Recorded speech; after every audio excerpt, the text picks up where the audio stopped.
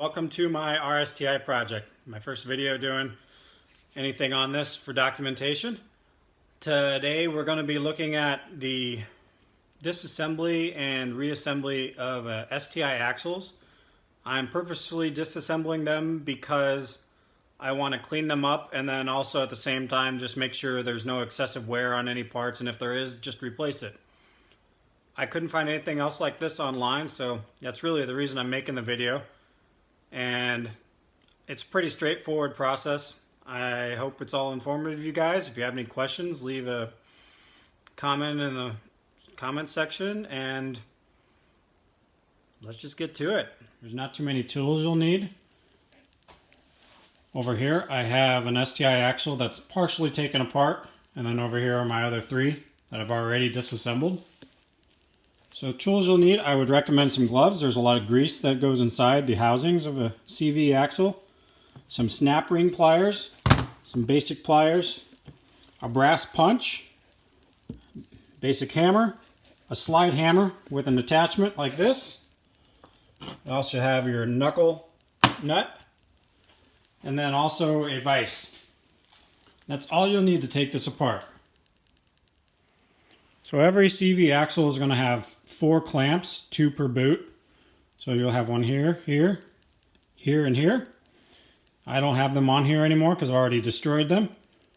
But some of them are reusable. It just depends on your model of your car and everything.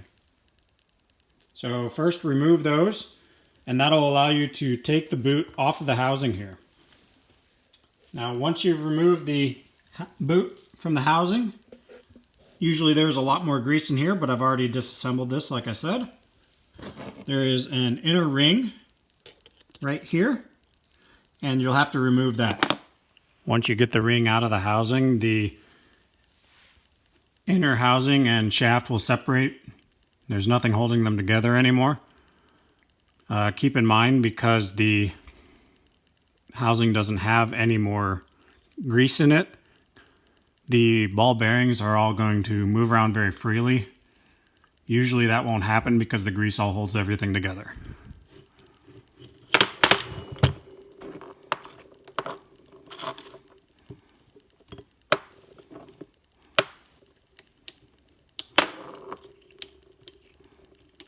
And obviously before this step, if needed, you just need to clean the grease off for visibility of anything, because there is an awful lot of grease in here. And at this point, your housing is completely separated. There's nothing more that you need to do to it unless you want to take off this little piece like I did, because I'm going to sandblast this and have it painted or powder coated.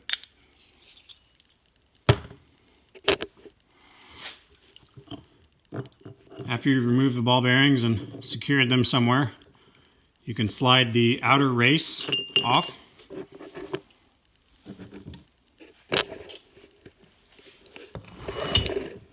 And then there's a snap ring on the outside here.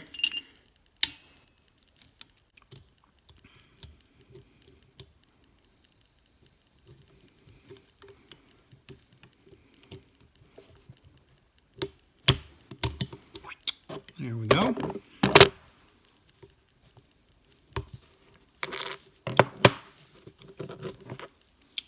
Here's your snap ring. Once that's off, your inner race will slide right out along with the outer. And you can also slide off the boot. And that is the disassembly of the inside of your axle. Next will be the outside, and if you've already removed the clamps off the boot, you can just take the boot off, slide that right off. The boot's off. And since I haven't taken that one off, I'm going to put my gloves on. You can see there's a bit of grease in there. I've cleaned it out pretty significantly though.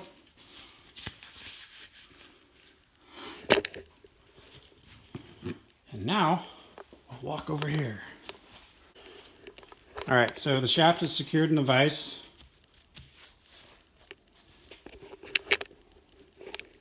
Now we can get our slide hammer.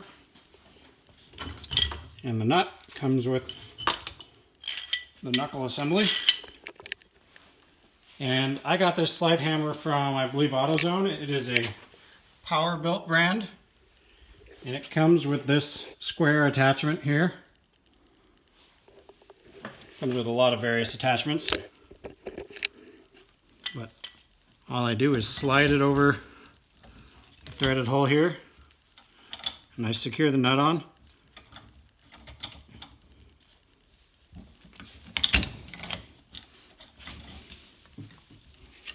Sometimes easier said than done.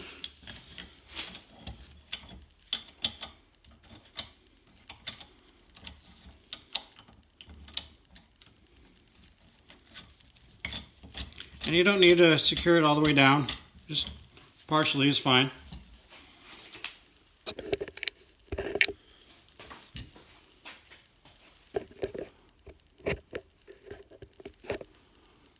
Alright, now that you have it all secured in here, just brace it over under this end, and then you just slide this back on the hammer, and there is a compression spring inside this outer housing here that's holding it all in place, and that's all we're breaking is that connection right there.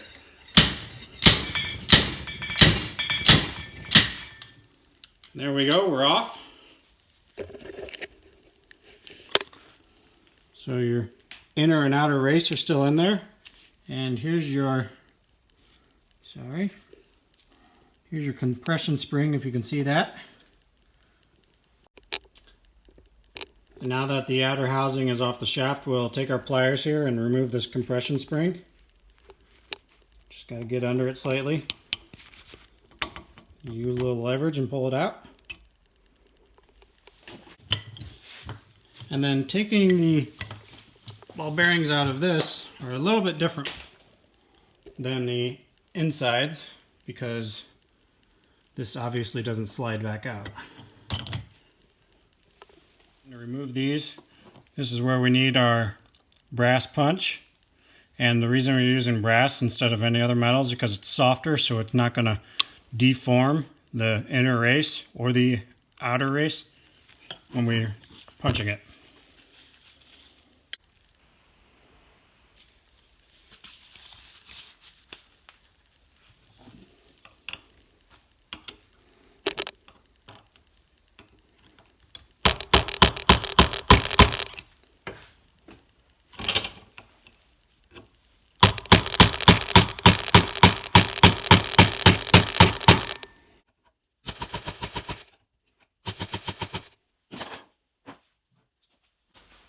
I'd also suggest some pliers just to pry out the ball bearings a little bit.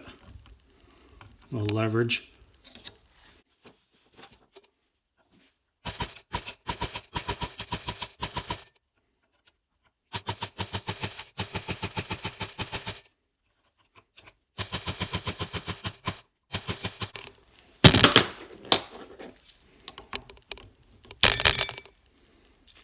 There's one ball bearing.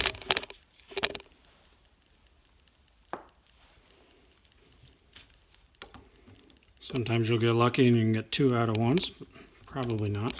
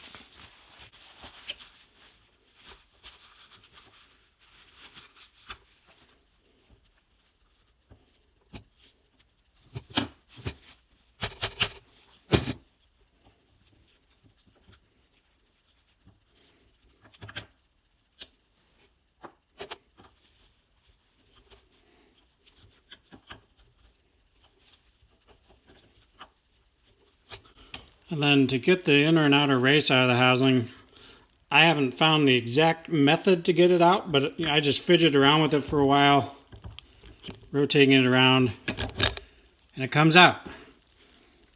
I don't understand why it's easier sometimes than others or harder.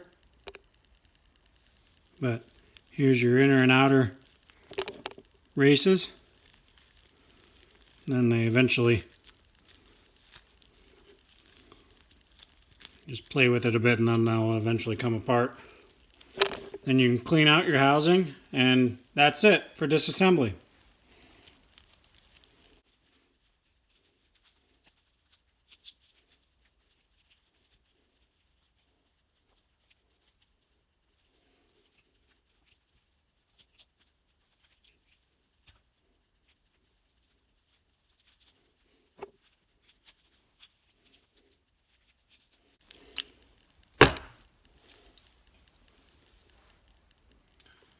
During disassembly, there was one axle that I found some issues with.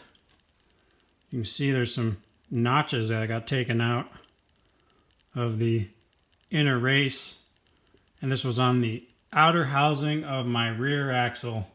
I'm not sure if it was right or left. I got those mixed up a long time ago.